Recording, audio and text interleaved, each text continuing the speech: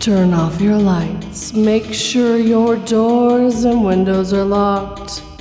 Things are about to get spooky. Valley Walker by MaxStickies. I always felt a connection to nature, a closeness very few seemed to possess. When I traveled through the valleys, life itself ran through my veins. I knew I was one with the willows hanging over the gentle streams, and the damselflies flittering between the reeds. I felt peaceful. Some nights I would stay there among the river, many branches flowing between the mountains, preferring the tranquility there to my village up above.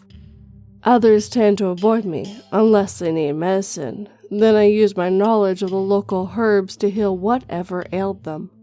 But they never thanked me. Not that I needed them to. A return to the valleys was sufficient enough to stride through the cooling water, fish floating past, search for nymphs. On a night where I could see the stars falling overhead through the gaps in the leaves, I decided I would never leave. That closeness had become too intense to put to rest. I realized that I'm part of nature despite my human birth.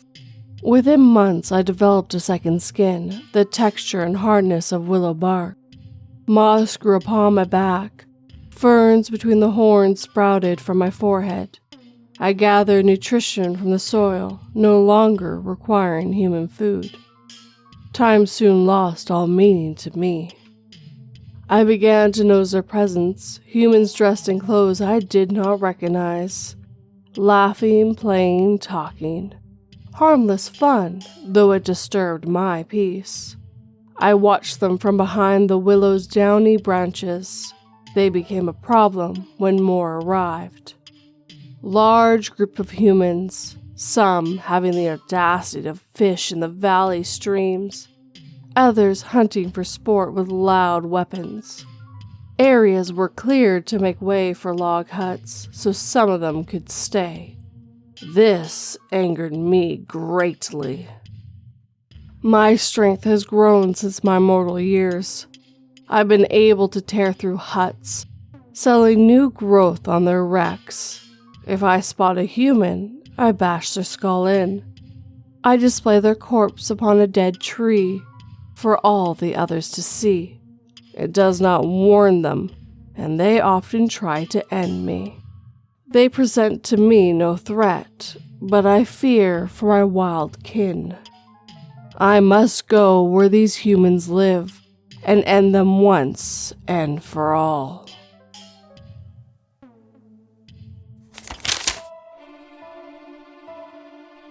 My sister called me again. Her ex texted her 20 times today, apologizing, acknowledging everything he had done to hurt her, promising never to do it again, and wishing her good luck in life. I decided to text my congratulations later, as holding this pistol to his head took more effort than I imagined, and I was about done with him anyway.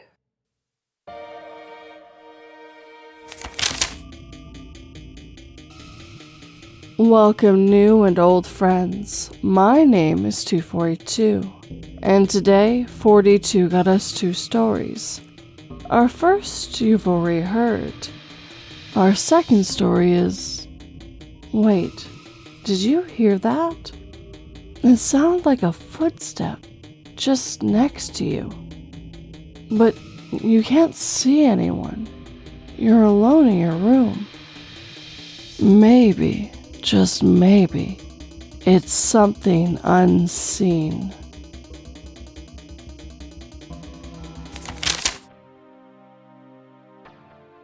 Unseen by Sean E. Britten. You hear feet scraping on the pavement, and you move to make room for them to pass. But when you glance over your shoulder, no one's there. Your feet tangle. The empty sidewalk stymies you for a moment. It's hard to quantify exactly why you feel so puzzled. You only misheard. But it was more than that. The sense that someone was right behind you was so very strong. You could practically feel the weight of their body about to brush past yours. Feel the breeze displaced by their movement on the back of your neck. But no one is standing or walking behind you. A car passes, headlights gleaming. A knot of people laughing, strolling by on the other side of the street.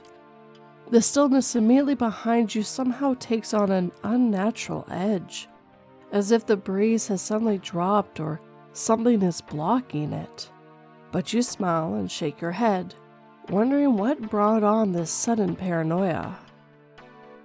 Your shopping bags are heavy, the handles squeeze your hands. You turn and keep moving in the direction of your apartment building. You try to put that weird sensation out of your mind, but as you start walking, you swear you hear someone behind you again. They wait for a moment, but then match your pace almost exactly. You hear the scrape of feet echoing your strides. When you look, though, there's still no one there. The shape of this neighborhood is changing, gentrification. Your apartment building is an old one, but there are new buildings looming, towering over the originals. Some still under construction. This didn't used to be a safe place to walk at night, and some parts of it still don't feel safe, even though they probably are. An old storefront, an alley, a street corner that just feels strained in some way. Little patches of darkness. Maybe that's what triggered this unsettling feeling. But they're surrounded by light and safety. There's no reason to be scared. New mixes with old. Cafes and candle stores and a little art gallery next to an independent grocery store, tattoo parlors, and clinics. Artificial character mixed in with real, just like the hipsters buy into until they destroy everything about a place that they claim to love. But you like cafes and candle stores and art galleries, so it's hard to complain. The sidewalks and streets are damp, puddles and mushy garbage collect in the gutters. You hesitate at a street sign, looking both ways. With a hop, you avoid a puddle. Halfway across the street, you hear something splash behind you. You look back and see water rippling in the gutter as if someone had just stepped through it. You continue to your apartment building, struggling with your keys, the handle, the grocery bags. You make your way inside. The lights in the common area are motion sensor and they flicker to life as you enter. Behind you, the door drifts closed, and then it bounces. If you didn't know better, you'd say someone shouldered it open just before it could close. You feel a breeze and hear something that could be the pattern of feet on the entryway tiles. But as you twist and turn to identify the source of these anomalies, there's nothing there. The door glides shut. A small patch of shiny on the floor catches your eye. It's a footprint, fresh and perfectly formed, as if someone had been walking barefoot on the damp sidewalk and then entered just behind you. The building has no elevators. You carry the shopping up the carpeted stairs. Your heart is racing much too hard to be explained by that little bit of physical exertion. You force a smile. You try to laugh.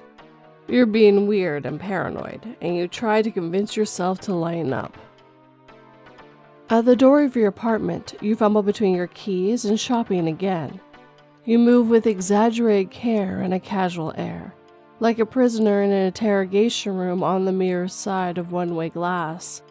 The door swings open and you move to block the gap with your body, but something almost seems to give one of your shopping bags a hard yank. A can of cooking spray falls out of the bag and rolls across the landing.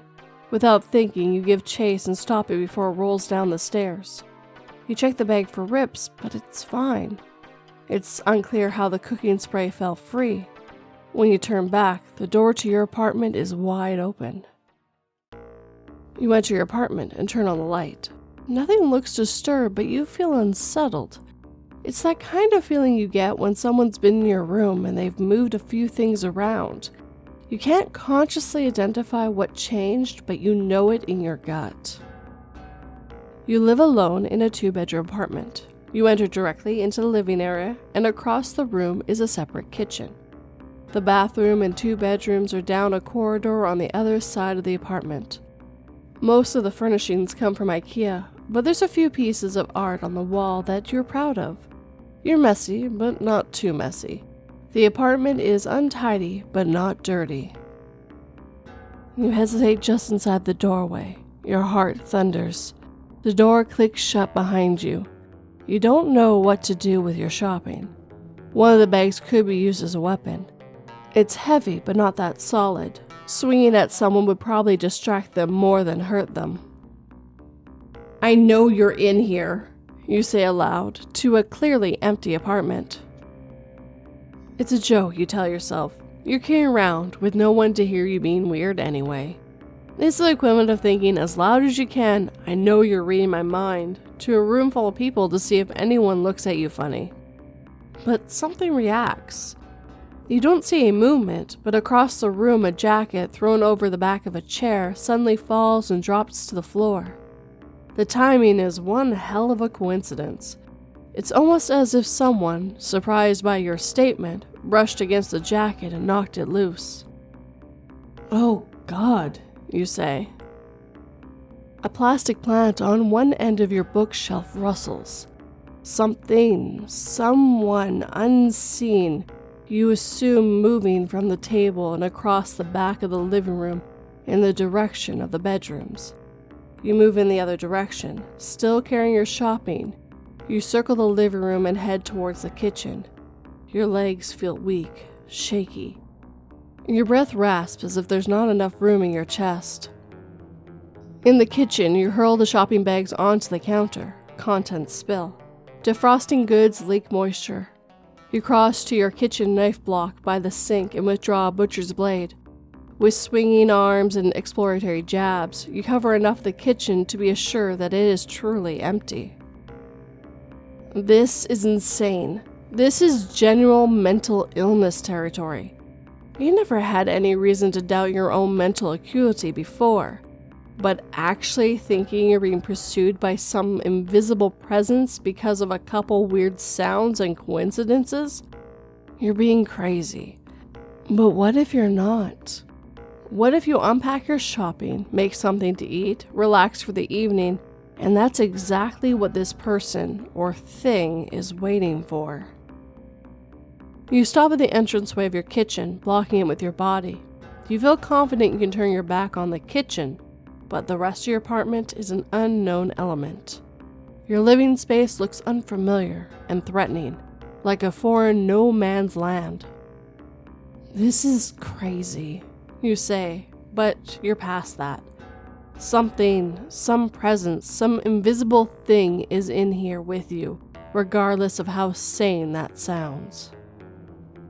You have your phone with you. You hold it in one hand and keep the butcher knife in the other. You should call someone, you think. Police? But what will the police do if you call them and tell them you think that someone's in your apartment? They'll come to investigate, of course. There's no doubt they'll do a thorough check. But what happens when you tell them you think the person is still there, they just can't see them? You could leave, but then what? Never come back?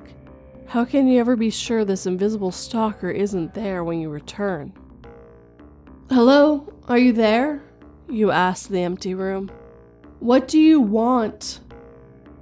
Nobody answers. As far as any outside observer would be able to see, you're completely alone. Even you can't trust your own perception. If you leave, this is all over. I won't call anyone. I won't tell anyone." Again, for what feels like a long time, nothing happens. And then, suddenly, your apartment front door swings open as if on its own accord. It gives you a fright and confirms to you, with a mix of terror and satisfaction, that you're not going crazy. That the invisible presence, person, whatever, really exists. The door hangs open for a moment and then drifts closed. You feel a wave of relief. They're gone. But then, the lock on your door ratchets closed. This creature, whatever it is, didn't have a key. The only way it could have locked the door is from the inside. You are trapped in your apartment with an invisible, silent, almost certainly malevolent presence. You don't know what its intentions are, but it has targeted you. It has followed you. It has tricked its way inside, and it's still confident that you can't stop it, even with your knife and phone. Your mind races. You pull bits of movies and television shows featuring invisible villains from your memories. Okay, you want to do it like that? I can do that. You try to keep a brave face, but your heart is thumping against your chest hard enough to hurt. Your breathing feels short. You back into the kitchen. You think of the footprints you saw downstairs on the tiles. It would suggest the presence is human, or at least shaped like one. Just invisible. The fact that it was barefoot suggests, like so many movies or shows, that they could be naked as they're not able to turn their clothes invisible with them. That means they can't be carrying any invisible weapons. There's assumptions, but good ones, you think. They give you some feeling of having a measure of control over the situation. Reversing across the kitchen, you throw the cupboards open, shoving your phone into your pocket, keeping the knife. You grab a bag of flour. It's full, unopened. You bought it after the lockdown baking craze had already passed and never used it. Using the tip of your knife, you slash the top of the bag open.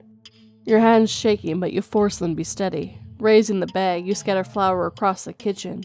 White powder drifts to the ground, uninterrupted, suggesting the kitchen is empty. You move to the kitchen doorway. With the flour, you can section off the apartment piece by piece. You scatter some more into the area immediately outside the kitchen. Nothing catches in the air or on the ground. If somehow this turns out to all be in your head, you're going to have a lot of a mess to clean up. At the edge of the living room, you spray a wide arc into the air and watch it settle on your bookshelf, your fake plant, the back of your couch, and your carpet. Nothing touches it or disturbs it in any way that looks unnatural. "Where are you?" you say. Keeping your back to the wall, you circle the living room and scatter more flour. You make it to the front door without finding anything. You double-check the lock. Your invisible stalker is still somewhere in the apartment with you. Moving forward to the bedrooms, you throw more flour ahead of you. It catches on nothing, not even a breeze. The knife handle grows sweaty in your grip. You don't know what you plan to do with it if you actually find this guy. A ghost or a ghoul is one thing. But if this is really some invisible person, a person, you don't know if you can bring yourself to stab someone. Maybe the knife is just to scare them off, or to take a slice at them, but not to kill them unless they try to kill you first. You check the bathroom, scattering flour even inside the shower stall. You close the door behind you. You can't lock it from the outside, but unless you see the door open again, you can consider it clear. You check the smaller bedroom first. It's barely a child's room, really, more like an oversized closet. You fill it with boxes of stuff you've never unpacked or some pieces of extra furniture. There's not a lot of floor space. You scatter some flour around anyway, finding nothing, and close the door to it as well. This is kind of like a game, you start to think. Maybe that's exactly what it is to them. The invisible stalker, a game. The doorway to your master bedroom looms open, dark inside. The bag of flour is almost empty. With a hand holding the bag, you grope at the light switch and turn it on. Your bed is unmade, and there are clothes splashed across the floor. Nothing looks out of place. You can't feel anything either. You listen for sounds of bodies shifting, for breathing, and hear nothing. Maybe they looped around behind you. You press your back to the door frame and move inside. Something hits you from the side. You cry out. The bag of flour falls out of your hand. Fingers locked around your wrist. You look down and see the impressions of someone's grip on your sleeve, digging into your flesh. But you can't see a hand. You tumble to the floor with someone on top of you. They ram your wrist into the corner of your closet. Another blow dislodges the knife from your grip. An invisible swing sends a knife spinning across the floor. Let go! You yell, surprised you can form actual words. They say nothing, but you can hear them panting, huffing, as they climb on top of you. Invisible hands grab your arms, your shoulders. Without thinking, you lash out. You hit something that isn't there. You see your knuckles crease and your wrists bend. You feel it as your fist lands on empty air. It's hard to work out the shape of their body or where they are at any moment. They do seem to be human, though. A man, not big, not small, but lean muscles. Strong enough to pin you down when combined with the advantage of you not being able to tell where they are. One of your wrists is still pinned. You reach out with the other hand, clawing at whatever you can find. Something comes to rest in your palm. It's soft, dangling, wrinkled. It's familiar in an intimate sense. The invisible man is staying over you, you realize, not kneeling, hunched over. You bunch your hand into a fist. You rip down, you twist. Finally, you hear a real noise from your attacker. It's not words. It's a strangled cry of oblivious pain. They wrench away out of your grip. They release a hold on your wrist. You see bits of clothing scuffed under invisible feet. Rather than push your luck, you scramble to your feet and out of the room. You swing the door closed again. It doesn't lock from the outside, but it might slow them down. You run back to the kitchen. You leave footprints in the flour across the floor, but you're still wearing shoes and the invisible man is barefoot. You rip the phone out of your pocket. Even if the cops think you're crazy, you need their help, but your hands are shaking so badly you can't unlock it. You hear your bedroom door crash open. You hear them crossing the living room, grunting and breathing hard. They still don't speak. Your eyes are to the ground, watching the doorway, the invisible man collecting himself, controlling his breathing, and everything goes silent again. And you wait. You wait for them to make the next move. Puffs of flour suddenly appear and linger in the air just outside the kitchen. They're coming. They realize you can see them, and suddenly they rush the kitchen. You see a perfectly formed footprint smear itself onto the linoleum just inside the kitchen doorway, seemingly unattached to any foot. Your shopping is still laying on the counter.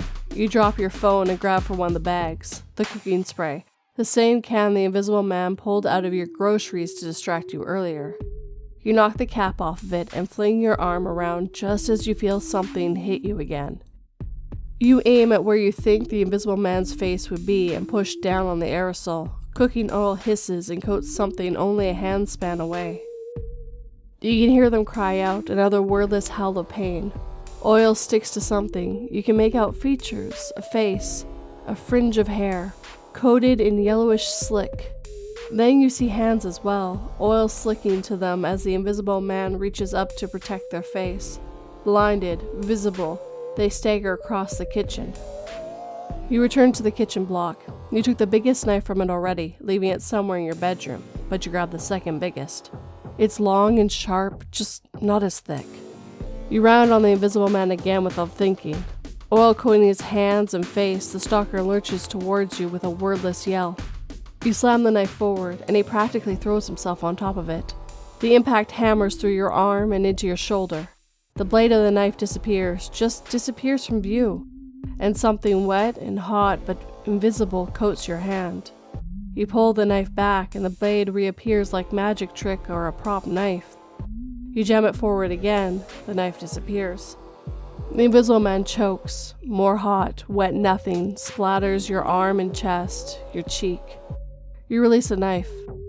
It backs away from you, the handle wiggling in midair. Oily, barely visible hands grab the knife and withdraw it instead. The blade reappears and the knife falls to the kitchen floor with a clatter. You feel you should go for it, but you hesitate. Footprints and then puffs of flour retreat away from you. You get a sense of the invisible man, only the oil on his face and the flour on his shins really visible. Crossing the room to the front door, your lock clicks, handle fumbling. You watch the door wrench open. Any sense of the invisible man disappears, and the door swings shut. Carefully, you start across the living room. You keep your hands raised, shaking. They feel wet. You return to the front door and lock it. Don't know how long you stand there in shock, struggling to control your breathing. You wander around the living room and back to the kitchen. Something begins to appear on your hands, on the floor, and some on the furniture. Your hands and clothing are turning red. There's a trail of red splashed from the front door and all the way back to the kitchen. It's heavier in the kitchen, mixing with the flour and turning into sludge. Bright red ethereal blood. It coats the kitchen floor and the knife dropped in the middle of it. You look back and see streaks and handprints smeared all over the front door. There's so much of it. You clearly hit something important on one of those blind thrusts. There was more blood than a person can afford to lose. You feel a wave of relief. Something tells you won't be seeing the invisible man around here anymore. That is, if you ever had to begin with. And a little comment from Sean himself. Not the first story I've written in second person, which is a fun little way of putting a reader in the character's shoes. This one, though, I hope is a little bit more empowering and less insulting than Escape from Walmart. Had the idea of this when I was meeting some people out for the evening in an area of Sydney very similar to the one I described.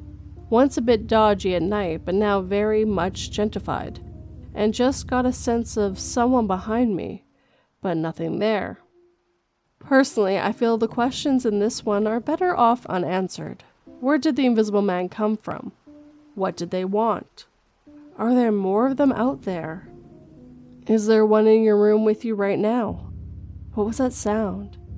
Did you feel something brush your arm?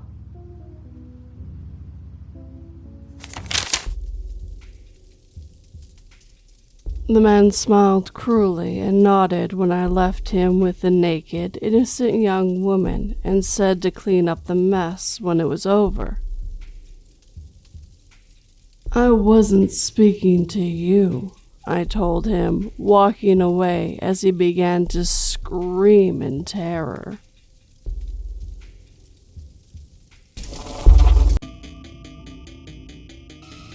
And with that, our time together is coming to an end. As always, I do hope you enjoyed these stories. I really enjoyed both of them. The first one really made me shiver when I read it. To become the monster is always a really cool and interesting idea to me. It was a really well written and a great job, man. The second one, well, is a fear. To be stalked by something you can't see. I found that even the blood being invisible was a really cool idea until it died, and it almost made it worse. If I ever became like that person or creature, I know I'd cut myself all the time and never figure it out. I'm just a klutz and I know my limitations. Thank you again for letting me read another one of your stories, Sean. Now, if you'd like to help this podcast grow, please share it with anyone who might enjoy true or fictional scary stories.